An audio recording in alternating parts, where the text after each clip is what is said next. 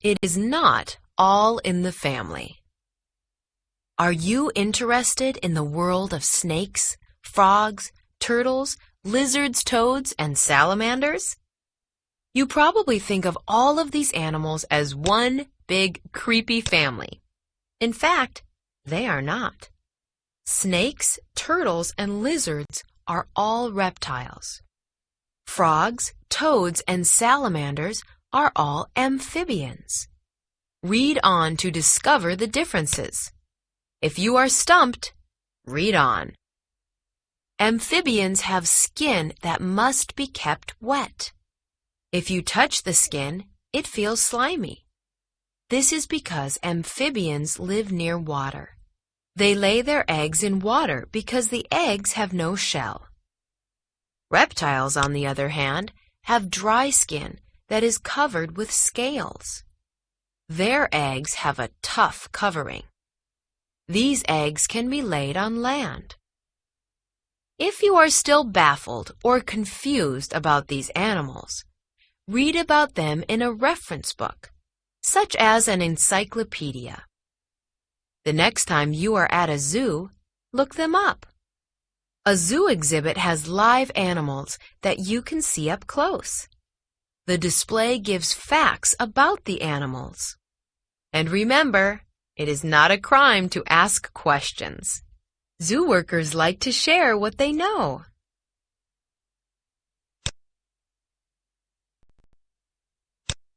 Encyclopedia Brown and the Case of the Slippery Salamander. Written by Donald J. Sobel. Illustrated by Brett Hellquist. Genre: realistic fiction tells about events that could really happen. As you read, think about how the events in this story are similar to events in real life. Question of the week: how can attention to detail help solve a problem? To a visitor, Idaville looked like an ordinary seaside town. It had churches, 2 car washes, and 3 movie theaters. It had bike paths, sparkling white beaches, a synagogue, and plenty of good fishing spots. But there was something out of the ordinary about Idaville. For more than a year, no child or grown-up had gotten away with breaking a law. People wanted to know, how did Idaville do it? The secret resided in a red brick house at 13 Rover Avenue. That was where Idaville's police chief lived with his wife and son. Chief Brown was a smart, kind, and brave man. But he wasn't the one who kept crooks from getting away with their crimes. No, the brains behind it all was his 10-year-old son, Encyclopedia. Encyclopedia's real name was Leroy, but only his parents and teachers called him that. Everyone else called him Encyclopedia, because his brain was filled with more facts than a reference book. Sometimes the Brown family was tempted to tell the world about Encyclopedia's amazing talent as a crime solver. But so far, they hadn't leaked a word. For one thing, the Browns didn't like to boast. For another, who would believe that Idaville's top detective was a 5th grader? One Monday night, Chief Brown sat at the dinner table staring at his plate of spaghetti. So far, he hadn't slurped up a single strand. Encyclopedia and his mother knew the reason. The chief wasn't eating because he had come up against a crime that he couldn't solve.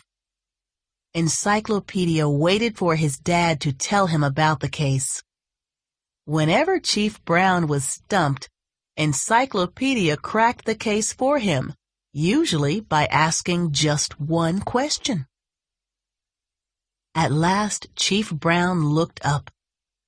"There was a theft at the aquarium today," he said, rubbing his forehead. Last summer, an aquarium had opened near the beach. The most popular attractions were the giant shark tanks, the dolphin shows, and the Den of Darkness.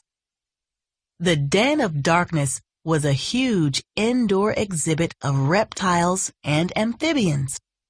Encyclopedia especially liked visiting the frogs and salamanders in the amphibian section.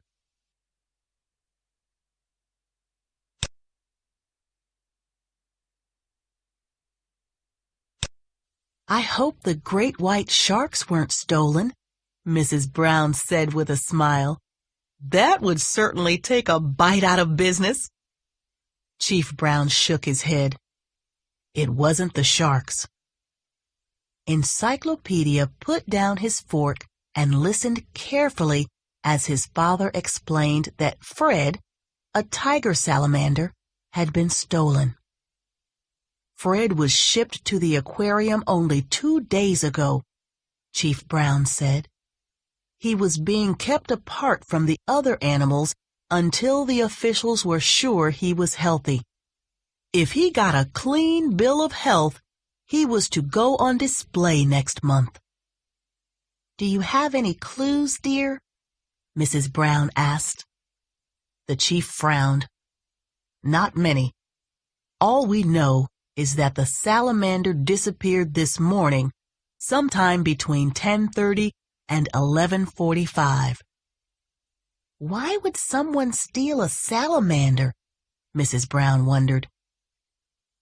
"Fred is the aquarium's only tiger salamander," her husband explained. "From what the director of the aquarium told me, someone could sell him for a lot of money."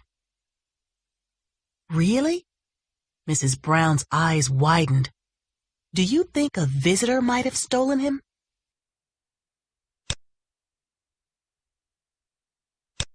"It's very unlikely," Chief Brown replied. "Employees and volunteers are the only ones who have access to the back room in the Den of Darkness where Fred was being kept." Chief Brown told Encyclopedia and Mrs. Brown that 3 people had been working at the exhibit that morning.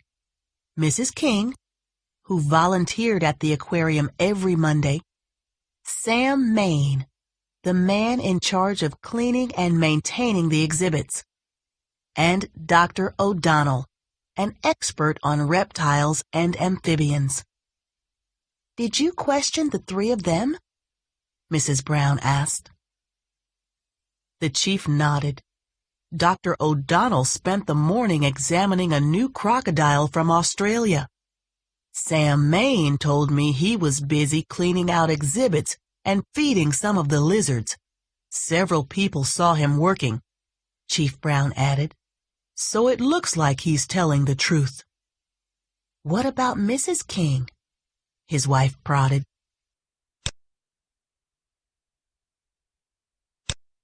Chief Brown frowned. "Actually, Sam Main seems very suspicious of Mrs. King," he confided. "And after talking with her, I can see why.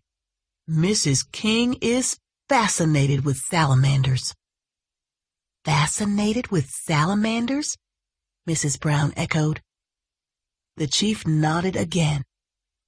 "She told me she has dozens of them at home as pets, and that Fred is the first tiger salamander she's ever seen."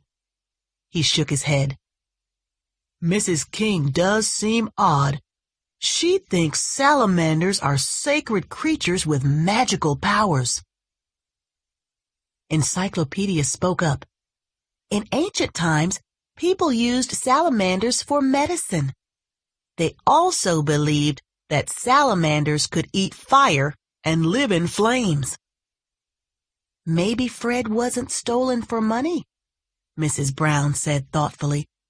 "Maybe Mrs. King took Fred just because she thinks he's a special specimen." That's exactly what I've been thinking, Chief Brown admitted. But there's no proof that Mrs. King had the opportunity to steal Fred. She was with a group of school children from 10:30 to 11:15. After that, she went over to the cafeteria for a coffee break. One of the cashiers said he saw her there.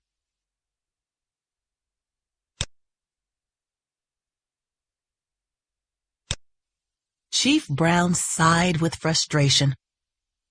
I hate to admit it, but this case has me baffled. Encyclopedia closed his eyes. His parents watched him hopefully. They knew that when Encyclopedia closed his eyes, it meant he was doing his deepest thinking. A moment later, Encyclopedia was ready. He opened his eyes and asked his one question. Has Sam Main been working at the aquarium long, Dad? Actually, he was hired only 2 weeks ago, Chief Brown answered. But he has a lot of experience. Sam told me he's been taking care of salamanders and other lizards for more than 19 years. That was all Encyclopedia needed to hear. Oh, no, he hasn't, Encyclopedia declared with a satisfied smile. If he's a lizard expert, then I'm the Queen of England. Sam Main is lying, and I can prove it. How does Encyclopedia know?